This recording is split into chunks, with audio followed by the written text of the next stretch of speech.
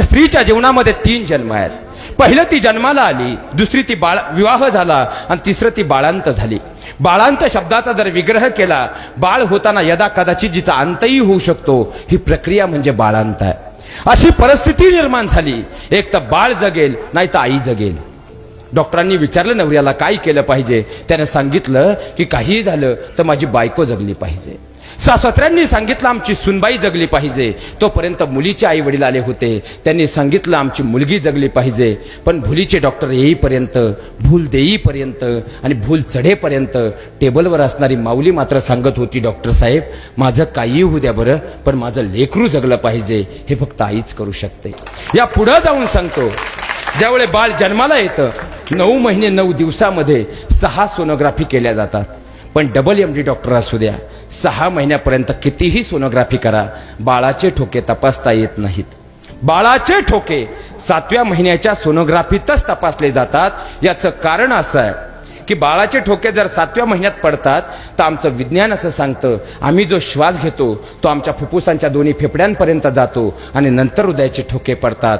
बाळ ताईच्या गर्भात आहे, मग बाळाचे ठोके पडतात कसे? डॉक्टरांना विचारून पहा, डॉक्टर सांगतील आई जो श्वास घेते त्यातला अर्धा श्वास 9 महिने 9 दिवस ती आपल्या बाळाला अर्पण करत असते, म्हणून ठोके पडतात. आणि बाळ ज्यावेळी जन्माला येतं ना, बाळाचा नाळ कापण्या अगोदर बाळ रडतं. चूक की बरोबर?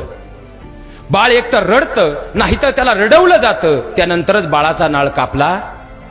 बाळ कितीही गुटगुटीत असू द्या, पण बाळ रडण्या अगोदर जर बाळाचा नाळ कापला, बाळ जागेवर गतप्राण होतं. याचं कारण असं आहे, बाळ आईच्या गर्भात असताना त्याच्या डाव्या बाळचं फुफ्फुस चालू असतं आणि उजव्या बाळचं जे फुफ्फुस आहे पूर्णतः कोरकट्ट असतं. बाळ ज्यावेळी जन्माला येतं ते पहिला श्वास घेतं, तेव्हा त्याच्या शरीरात ऑक्सिजन जातो आणि त्याच्या उजव्या बाजूला जे कोरकट्ट फुफ्फुस आहे त्याची पंपिंग करण्याची प्रक्रिया चालू होते. दोन्ही फुफ्फुसांचं कार्य व्यवस्थित चालू होतं आणि त्यानंतर MSCBशी म्हणजे आईशी असणारा नाळ कापला जातो आणि बाळाला जीवदान मिळतं. आईनं केलेलं दुसरं दान प्राणदान आहे. आईनं केलेलं तिसरं दान सांगतो, आईनं केलेलं तिसरं दान रक्तदान आहे. एखादा म्हणेल महाराज यात काय मोठं आहे, 260 रुपयाला रक्ताची बाटली मिळते, त्यात काय मोठं आहे? पण विज्ञानाने एवढी प्रगती केली महाराज, पण विज्ञानाला आजपर्यंत एक कोडं उलगडलं नाही. आईचा ब्लड ग्रुप कोणताही असू द्या आणि बाळाचा ब्लड ग्रुप कोणताही असू द्या, तरी आईचं रक्त बाळाला आणि बाळाचं रक्त आईला चालतं. विज्ञानाला न उलगडलेलं कोड आहे. तुम्ही रक्त देऊ शकता, पण तुम्ही रक्त त्यालाच देऊ शकता ज्याच्या शरीरात अगोदरचं रक्त आहे, आणि तुम्ही रक्त त्यालाच देऊ शकता ज्याच्याबरोबर तुमचा ब्लड ग्रुप मॅच होतो. पण आई आणि बाळाच्या ब्लड ग्रुपला कधी कोणती गरज पडत.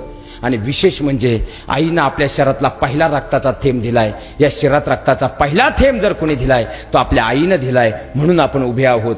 आईनं केलेलं तिसरं दान रक्तदान आहे. आईनं केलेलं चौथं दान सांगतो, अस्थिदान. आईनं दिलेलं चौथं दान म्हणजे अस्थिदान आहे. 2 भावांमध्ये वाद पेटले तर हाडांच्या बळावर आम्ही बोलतो पाहून घेईल. कॉलेजच्या गेट व मुलांची भांडणं झाली तर मुलं म्हणतात कापून टाकेल. ज्या हाडांच्या बळावर आम्ही बोलतोय ना, आमच्या आईनं स्वतःच्या हाडाचं पाणी केलंय आणि तुमच्या माझ्या शरीरातली हाडं निर्माण केली. आम्ही 60 वर्षाचे झालो तरी केसाला डाय करतो, मरेपर्यंत 1.5 टनापर्यंत फेरनलवली चेहऱ्याला लावतो.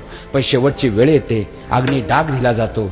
शेवटी अग्नी डाग दिला जातो आणि त्यानंतर दुसऱ्या दिवशी सकाळी गेल्यानंतर डाय केलेली केस राहत नाहीत. चेहऱ्याला फेरनलवली लावली तो चेहरा राहतात. ती फक्त हाडं असतात, कारण ते आमच्या आईनं दिले.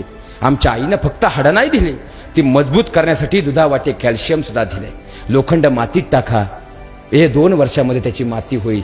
पण आजही लाखो वर्षापूर्वीचे मानवी हाडांचे अवशेष जसे तसे सापडतात.